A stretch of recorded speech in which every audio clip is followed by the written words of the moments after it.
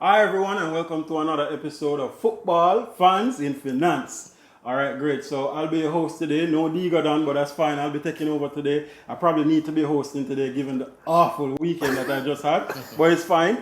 So as usual, I have with me Kevin Walters, our resident Chelsea fan. I have Daniel Thompson, our resident Arsenal fan. And Lane Atkinson, the resident Man U fan. The host today. The Man U fan today. Man U fan, fine, right? No problem. You know it's going to be a tough day today, right? But, it's fine. This will make me stronger, right? Anyway, so What doesn't kill you? I want to start out today, guys, with the transfer market. And, from our first episode, we said what we'll do is look back at our top 4 predictions and predict based on, we'll first of all rank the best transfer market per team versus worst. Based on the top teams, we'll just select a few. And after that, we'll look at the top 4 and who we expect to come top 4 now. The transfer market is officially closed. And, who we think will be fighting for the bottom half. Right now, Man U is down there, but we'll see, yeah? All right, so I'm gonna Right kick it off with Daniel. So your transfer market. So today, yes, we're shooting on Monday. We got news that here we go. He signed Thomas Partey. Thomas Partey is home. Didn't get our, but Yeah. They sacked the mascot to get Boy. Thomas Partey over the line. Disgraceful, absolutely. Yeah. I really found that to be a little bit it threw me off. But your thoughts on Arsenal's transfer market before we even get into everybody? All right, so Arsenal, right? The transfer market on a scale of 1 to 10, I'd rate them at about a 7.5, 7.5 thereabout. Because I think not getting our is a big problem for us because we're still a little bit short in the middle, if you ask me, because we still lack creativity in the middle. Yeah. Because if you look at it, you have Ceballos, who is the most creative player who plays week in, week out, and that's it. Joe Willock is not the most creative guy in the world. Mm-hmm. And then you look at everybody else is more box to box or defensive midfield. You have El Nene, you have Thomas Partey, who's here now, you have Xhaka. So you don't have a lot of creativity. Yeah. Emil Smith Rowe is there, but I don't think he's going to be the one that's gonna move the team forward. He's more for support.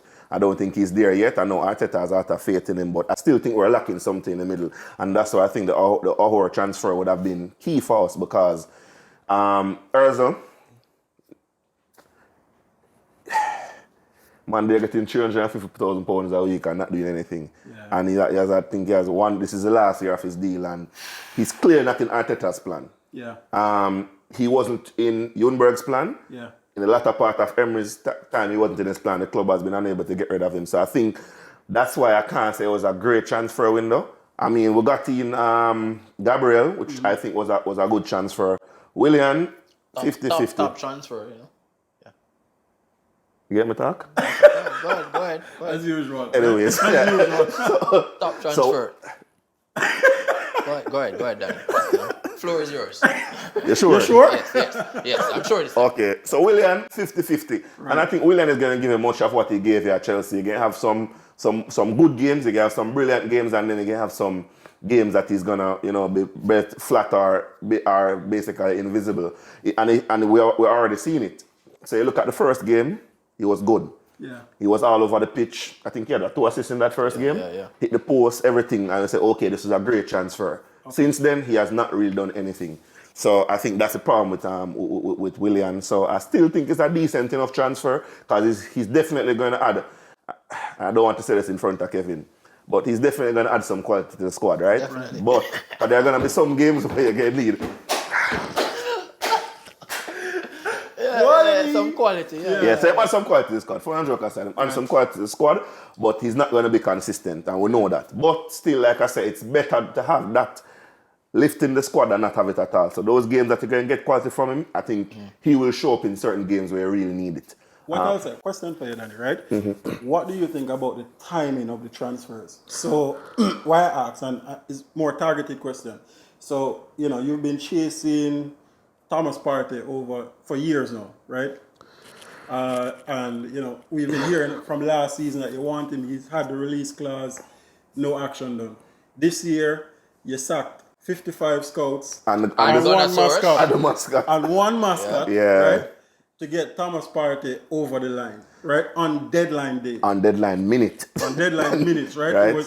It was a race against the clock. Yeah, man. Yeah. If it were against Manchester United, the fax Fax machine wouldn't would go work, right? So I dare say to you, you Yeah. know, are you concerned as an Arsenal fan about timing? So, Lane, you and I have always had this conversation about how Arsenal go about doing their transfer business, and I've never been impressed. Yeah.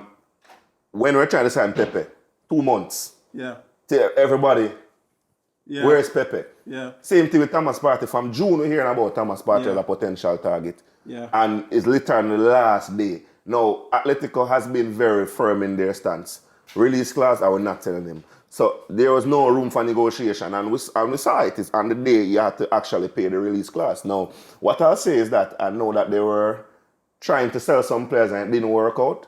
But overall, I'm not pleased in how Arsenal does transfer business in general. I've always said it. I think getting the players early, and there I say it again, I actually prefer how Chelsea does transfer business. They get in the players from early, get them acclimatized, they're used to the league, they're used to the how the team plays, players around it, so it's easier for you to get the side jelly. And then another thing we also need to take into consideration the language barrier sometimes.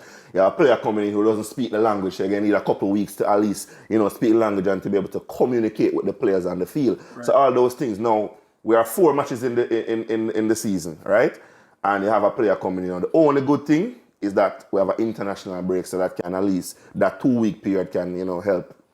I'm going back to Ghana. I guess what I'll ask you, and guys, please please share the video, please comment if you agree with Daniel that Arsenal transfer window is a 7.5, 7 out of 10. Please, share your views. Is it a 8 for you? Is it a 2? No, it's not. Let us know. Let us know your views. Personally, I think a body or a player like Thomas Partey, that deal should have been done earlier. Day one. And I say that because, the impact that player could have potentially have against Liverpool, it would have brought you further up the table. And, realistically... Well, it could be worse, Yeah. It could be worse. Yeah. Where's Kevin? Yeah, so... It could be much worse. Hold on, let me just finish. Good God, man. Even when I'm the host, right? Hold on. I think I have a point to make. I think... So, if you realize what happened, it was Gunner Soros who got the deal over the line. So Arsenal, they have tried their best to get the deal done below the release clause. Right. So they had to sacrifice Gunner Soros on the last day. So I guess that was what they were trying. But yeah, and I think it's still early in the season. I mean, 4 games in, Arsenal have 9 points. Yeah. And put it this way, Man U sacrifice the entire Sunday to get Tellers over the line. Come on, Danny, we don't get there yet. We're talking about transfers, but it's fine. Son! Man of fun. And Nambele! You mean Harry Maguire? Ah, Jesus. Anyway, we're not there yet, right? Yeah. So can't wait. Kevin. So, yeah, I mean, Chelsea. You guys took long to get here, but so we spoke about Chelsea at length, in the first show, and one of the reasons, just to go back to the point you guys made, is the timing. So a lot of the business was wrapped up before the season even started, which is always good. We let go of a few players in terms of Willian and Pedro, some players that are getting long in the tooth, and players who would want to play week in, week out, and based on the direction that we're going, they wouldn't have gotten games week in, week out, and it probably would have just throw the team off balance. Now, we brought in Thiago Silva, to kind of supplement some of that experience, a proven winner, someone Excellent that's been debut. around a long time.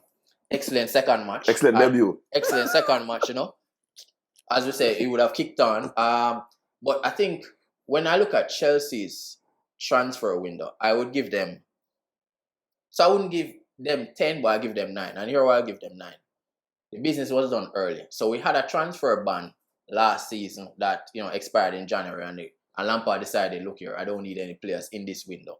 But it was clear that he identified who he wanted, and Abramovich started to believe in the project again, and the trigger was pulled very early. So we got in a lot of players. I think Lampard still had a problem with Kepa, and you see we went in and we brought in Mendy. So I think he has all the tools there. But one of the things I like about Lampard signing, excluding Thiago, there's a lot of young players and a lot of players who have been performing at a high level but have not reached their peaks in their career. So if we can get this team to gel in, for argument's sake, over the next 2 to 3 years, we have a strong team for the future. So we're not just bringing in players who, going to get a job done this year. We're bringing in players that if we get this team or this group of players, all very young, very talented, to kind of gel, then we're looking for a team that can challenge and be dominant for argument's sake, 2 to 3 years.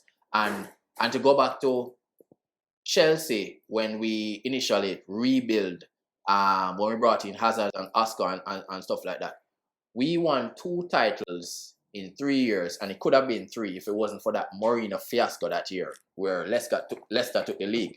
So we're looking for that type of base.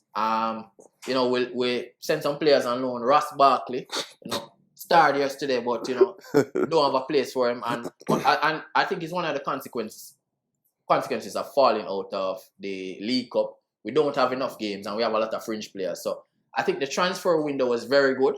I think why I wouldn't give them 10 as yet, even though we got in the players early, we still haven't gelled as yet, and we're not seeing that cohesiveness. But we give it some time. So I think overall it was a good window. So Kevin, gel is not a function of the transfer window, though. So one question, Kevin, right? So a lot of people have been saying and looking at Chelsea and say, you could argue very good business, but a lot of people say, did Chelsea do too much business? Have they brought in too many players? And to your point, will they be able to gel with Frank Lampard? Will Frank Lampard be able to find the right combination for all of these players?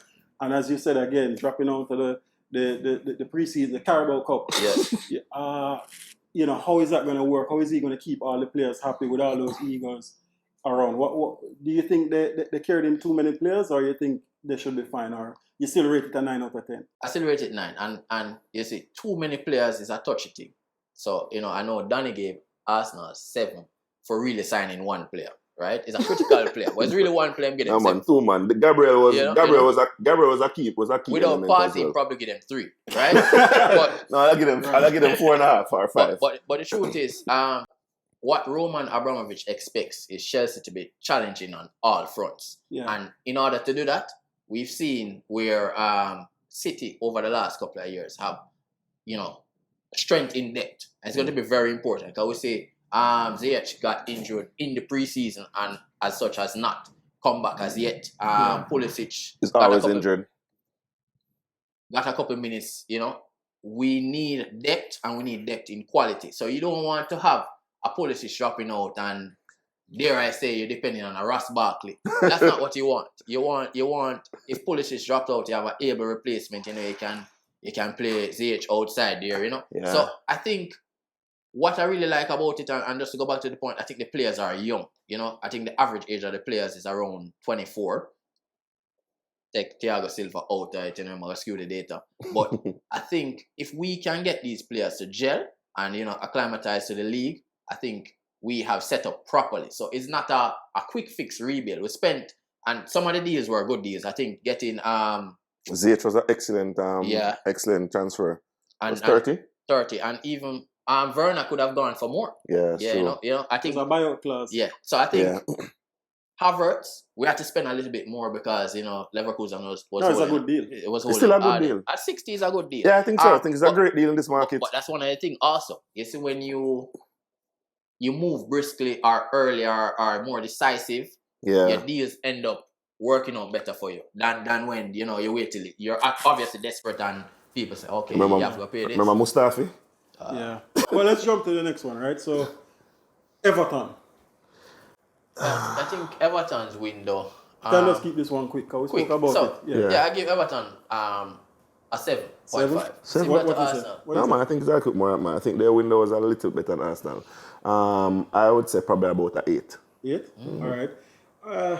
I would say I'd give them a 7 as well. Yeah. And yeah, maybe a 7.5. I thought you rate Arsenal a little high, to be honest. I don't think so. Thomas Partey. Yeah, Thomas Partey. Fresh. But No. they changed out the midfield. They signed 3 midfielders and they brought in a defender from Norwich, 25 million. Mm-hmm. So it definitely the earliness of the business. Yeah, and That was good. and that's the reason why I give them the 8 and not just off of the person, because we're assessing based off of timing. And then just to make a final point around it also, Carlo Ancelotti can get James Rodriguez to come to Everton. Yeah. Right? So it shows that the manager have a lot to do with.